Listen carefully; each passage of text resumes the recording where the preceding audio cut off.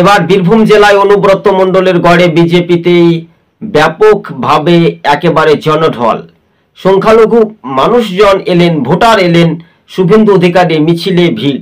হঠাৎ এত মানুষ কোথা থেকে এলো? অনুব্রত মণ্ডলের তো এবার মাথা খারাপ হবে। তার দায়িত্ব, তার কাজল শেখ সেই দায়িত্বতেই থাকায় মানুষ কিন্তু একটা জোড়া ফুলকে মুছে পদ্ম ফুলের দিকে একটা এগিয়ে আসার একটা জল্পনা তুঙ্গে।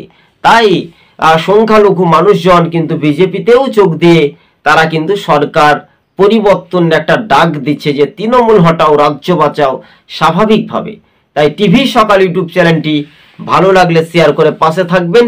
আর রাজ্য রাজনীতির সেটাই একটু সামাজিক মাধ্যমে সেটা একটা দ্রুত গতিবেগে এগিয়ে যাওয়ার যে একটা বড় পার্থক্য বা বড় চ্যালেঞ্জ, আর সেটাই নিয়ে রাজ্য রাজনীতিতে যে একটা প্রভাব সেটাই কিন্তু আগামী দিন দেখা যাচ্ছে দর্শক বন্ধুগণ।